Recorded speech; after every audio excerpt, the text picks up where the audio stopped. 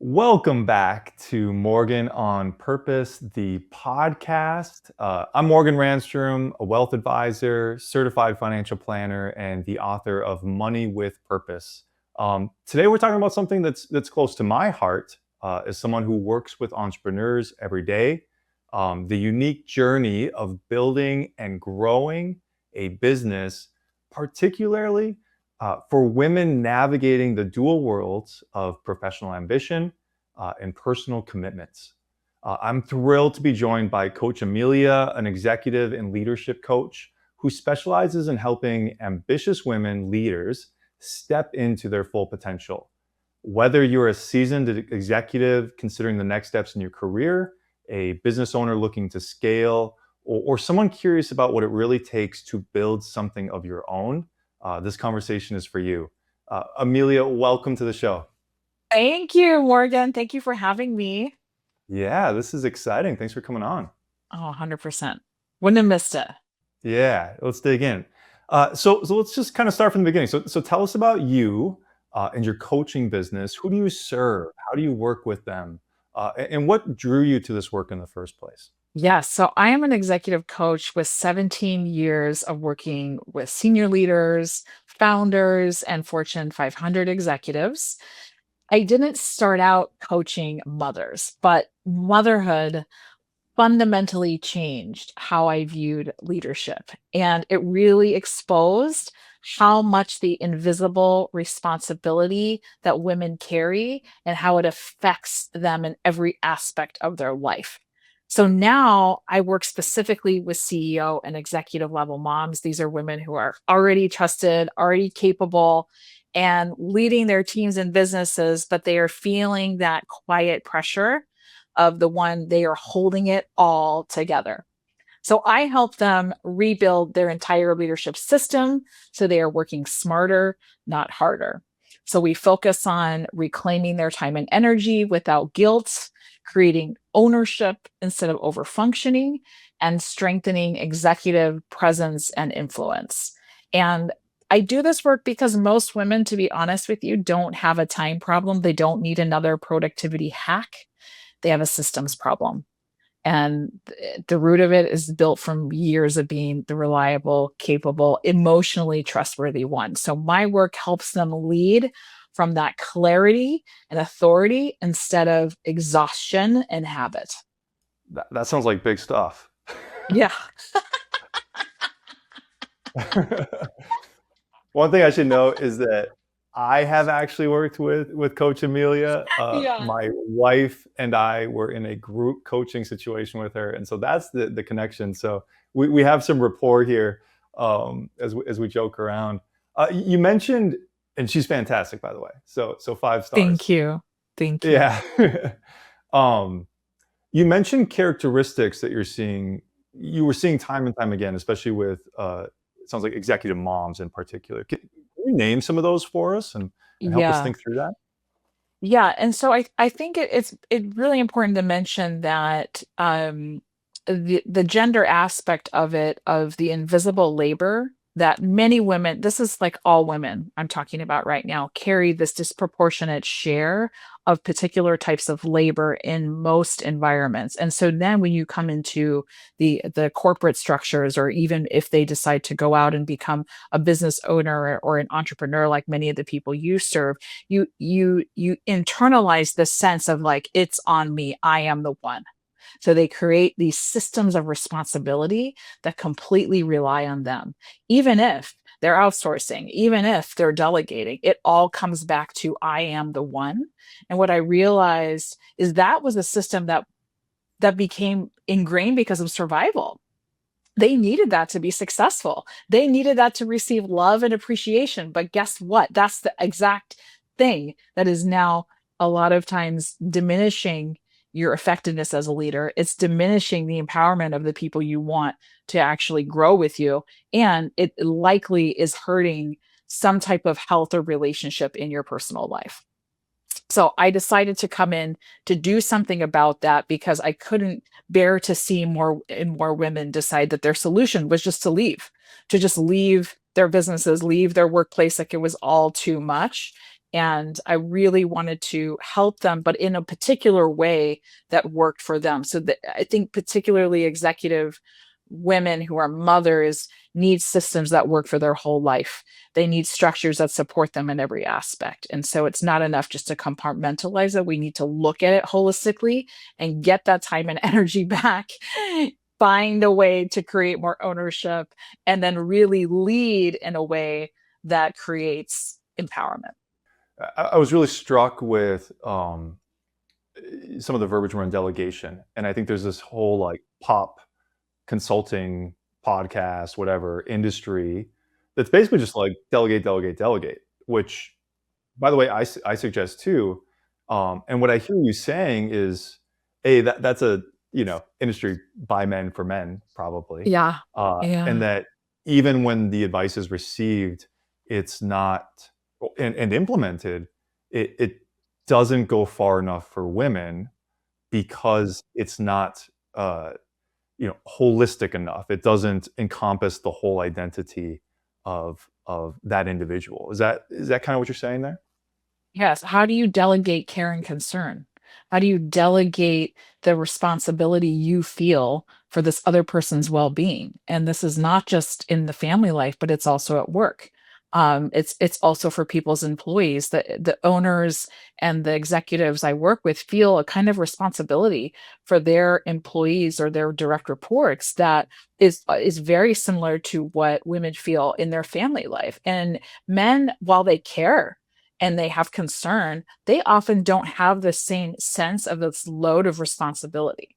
And again, I could be speaking in a lot of generalizations here, but that's just what I found. So in fact, when people are used to caring more, they need to stop comparing themselves to others who are not. So they need to take a step back and actually look at, all right, I'm not just carrying tactical labor here, I'm carrying emotional labor, but there's often so much connection with it. And I believe my thesis is that it comes down to this feeling of ownership and responsibility. So we have to unpack that, we have to undo that, and we have to return it so that we're creating the right amount, not too much or not too little. Like delegate is a lot of times was like abandonment. Well, I don't want to abandon them. It's not about abandoning anybody, but it's about being able to walk with them, grow their capacity for doing something while you're in the appropriate lane.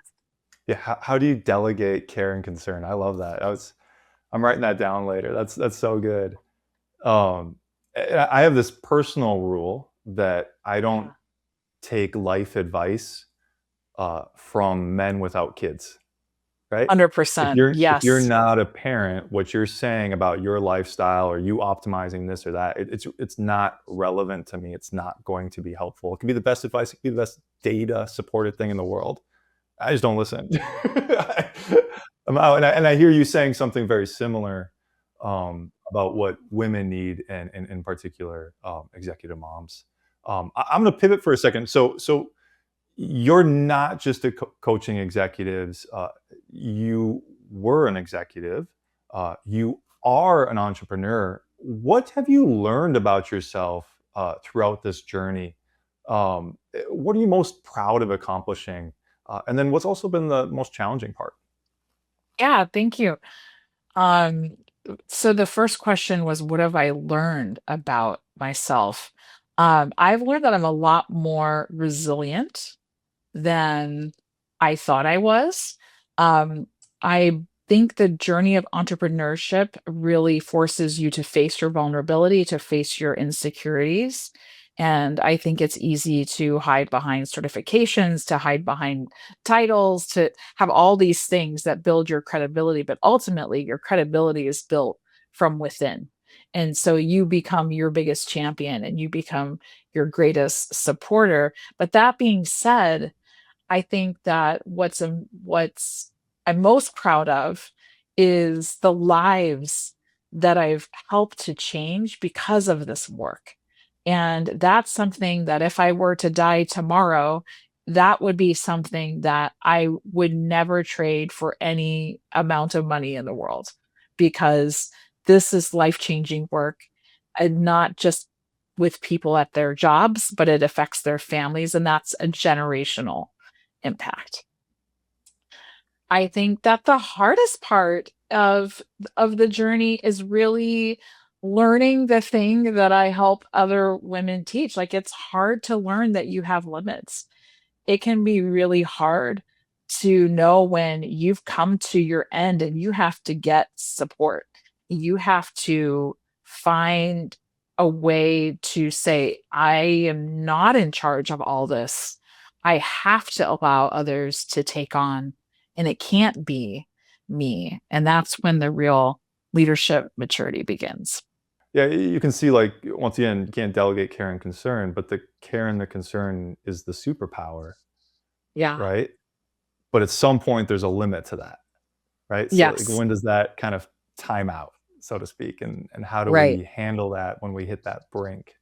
Um, so, when you're working with women leaders, what challenges do you see them facing? And you've already named some of these, but what specific challenges do you see them facing? What patterns are you noticing? And then where do you see your clients getting stuck? Yeah. I would say the first and foremost, and it's amazing because you would meet certain women, you'd never think that they wake up every day with like soul crushing anxiety, or they second guess almost every single thing that comes out of their mouth. These are women who have been very practiced and they're able to perform the work of leadership. They're able to perform what it looks like to be a good business owner, a good mom, but inside of them, there's this very different narrative going on. And what I want for them is not to feel like their work in life is a performance, but for it to come from a really authentic place, from a grounded place. So often that comes from having a strong and resilient nervous system. And that comes down to, how do we deal with our nervous system on a day to day basis? How do you manage those hijacks of your brain that come up in the heat of the moment? So I teach mental fitness tools, I practice it myself.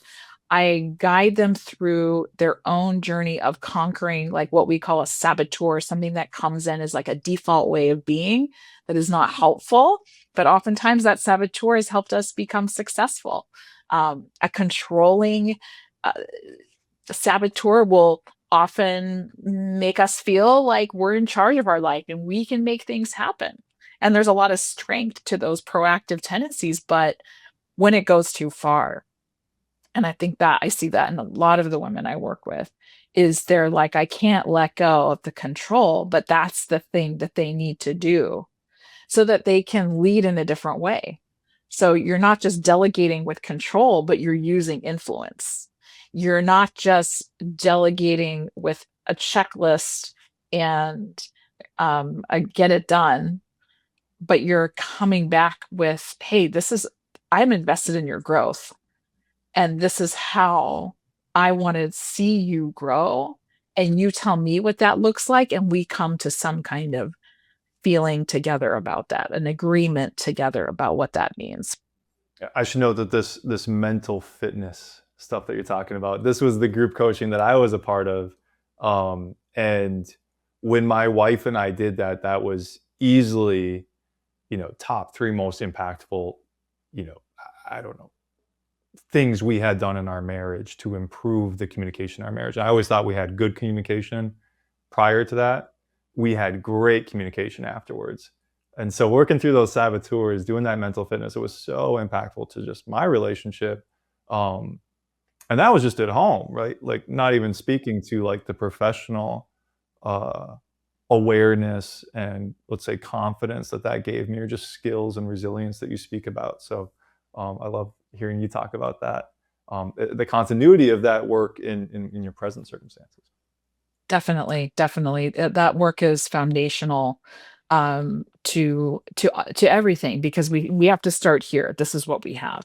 And when that is strong and resilient, then we can build the right structures and frameworks and all the models that help us lead. But inside, like, this is where it begins. And so we can't start from out and go in. We got to start in and go out. So for those who don't know, could you just help us understand what you mean by mental fitness and what that entails?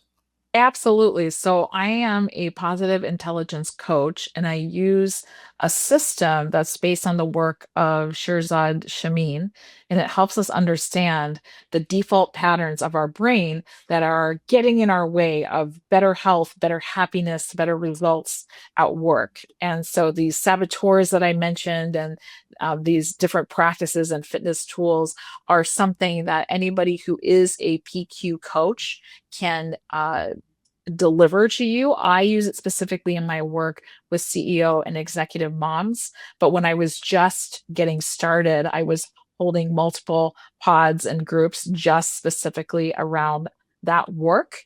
And if you're interested in that type of work, I have pods that are based on demand. So feel free to reach out to me if that's something that's interesting to you. Yeah, love that.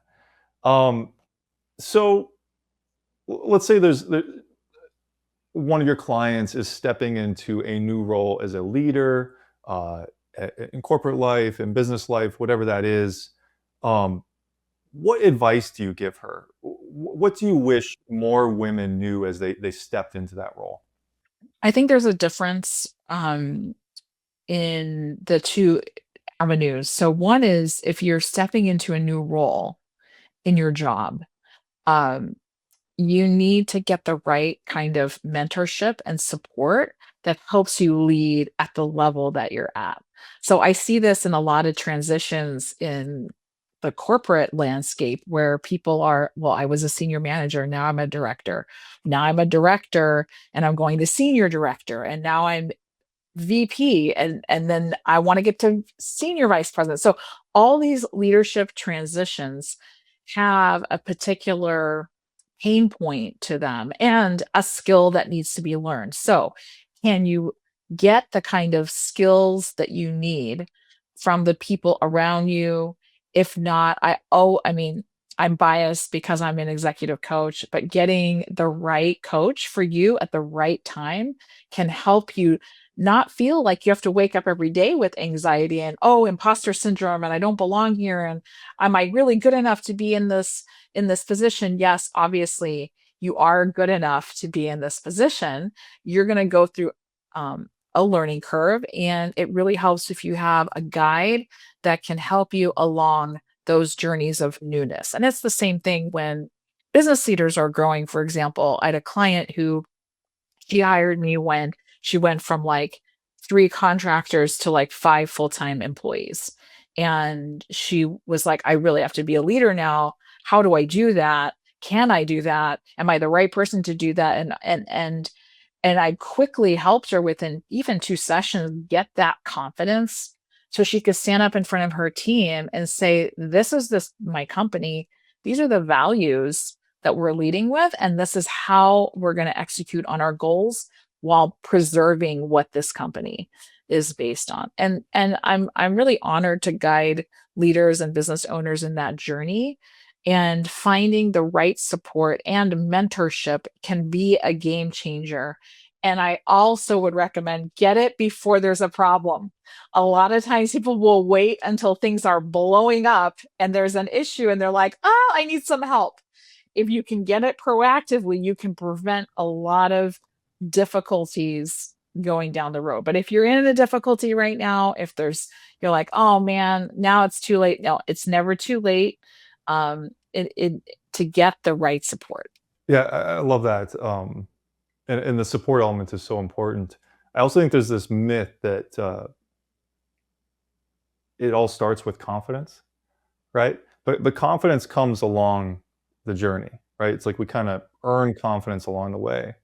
Um, and I go back to like the Seth Godin concept of like imposter syndrome. And he's Yeah. like, yeah, but we all are imposters. Anytime you step into something new, like you are Yeah. naturally an imposter in that space. Yeah. But guess what? So was everybody else on their first day, right? Yes. And so it's like you kind of commit to it, you step into it, and the confidence will come as you just start doing it and living it and learning and all that stuff. Yeah. Um, and so it's kind of like this doesn't stop us. We accept it, and this is what I'm hearing in what you're saying, Amelia. Mhm. And we move forward, right? It's just like it's getting out of bed and getting those first two steps out of the way, you know? Yeah. Yeah, and then being able to, when you encounter a new scenario, going to whether it's a mentor or a coach and saying, "Here's what's happening. How did you deal with this?" Or when you saw other leaders in this situation, what worked well for them and what didn't? And then one of my clients told me recently that they had worked with coaches that were coaching in a like a large outsourced coaching platform, and she was getting like generic advice, but she wanted to work with them because it was free. Work was like providing these coaches, and like, okay, I should take advantage of them. And she like met with one of them 5 times. And then we met once and she was like, I got more out of that 1 hour with you than I did with these 5 other people because you actually tailor the advice to my leadership style, to my personality, to my lived experience. And that's what I really want to put out there for people who are thinking about coaching, getting someone who knows how to allow you to be that most true and authentic version of yourself. Not giving a generic distilled answer will be incredible, like invaluable use of your time and money. What stood out to me in that story was that it took her 5 sessions to confidently say, "This isn't giving me value," right? Because I'm guessing there was a lot of what's wrong with me, right? Or I should do this because my employer wants me to, or whatever it is, until she kind of just shut the door and said, "Well, I'm going to give a try to someone who I think really understands me and my situation and the specifics of it." But it took 5 sessions to go there. Yeah. Kind of speaks to everything you've been saying. Yeah. Um, so here's a scenario I imagine you encounter a lot. Um, one of your clients is on the fence about starting a business, or she's a successful executive. She's proven she can lead. She wants to run the show, but she's also a mom with a family, and the stakes feel really really high. What do you tell her? How does she start on the right foot? And then you kind of talked about coaching, uh, but what support team is in place, and what community is in place to help her? So first and foremost, I would say that you don't need to romanticize entrepreneurship. It does not give you freedom by default, and it gives you all the responsibility. So it has to be designed really well. And I think you really have to ask yourself, why now? Okay. Why is this the right move for me now? What season of life am I in? And what kind of business can I actually build that supports that season? And from that place of clarity and that understanding why, then the kind of business you build, the support you decide to have around you will be everything. So making sure that you lead from a CEO, from like a CEO, lead like a CEO from day one. Even if you are the CEO, the CFO, the janitor, the everything, start thinking of yourself and building the standard operating procedures, building out the support that you need, and testing it before you even go about hiring any single person. Make sure that you will have people that are ready to pay you for what it is, either the service you're selling or the product you have. I think we can get very in love with creating. I'm a creative person. I'll sit and like work with some content for like a really long time, and then where did it even go? I don't even know. um, it's so important to have the right mentors and advisors who can help you do the things like sales and marketing that maybe you didn't go to school to do and it hasn't been your corporate career or 20 30, however long you've been. But make sure you get people who are skilled in that area, and especially when you haven't necessarily done some of these things that entrepreneurship requires. So that getting the right support ecosystem, learning from people who have done it, and making sure that that this move is going to support your whole life. Otherwise, there's too many stories of burnout and like lost opportunity.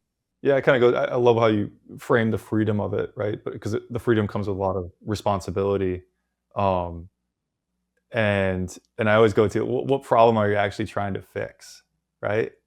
And unless you really get into that why, what am I hoping to accomplish with this? You might just be grasping onto something that creates more problems, creates more complexity, as opposed to kind of resolving uh, maybe some sort of work-life balance or frustration around salary, whatever it is, right? Um, you have to be really clear, and if you can be clear before making a big move, all the better. Right. It doesn't mean you shouldn't do it just because there's all these unknowns, but that you feel the clarity you need is within yourself, that this is right for right now. And that is something that's invaluable, because you will need that will be tested many times as you go on that journey. Absolutely. Coach Amelia, where can people follow your work? Where can they find you online? Um, Yes, you can find me on LinkedIn. My website is coachamelia.com. You can find me on Instagram at Coach Amelia, and I'd love to connect with you. I have a pre-recorded masterclass where I break down the framework of how I help executive moms reclaim their time and their energy and lead with this new kind of power that I talk about by just clicking the link. I can send it. You can receive that directly to your inbox if you're curious about how I actually help executive moms with these aspects of their journey. that sounds lovely, and we'll share that in the notes. Um, so thanks for coming on. That's a wrap on this episode. Thanks for being here, Amelia. And for the rest of you, be sure to subscribe to make sure you don't miss anything. And you can check out the episode description to find out more about Coach Amelia and connect with her work. Thank you. Thanks for having me. Thanks, Coach.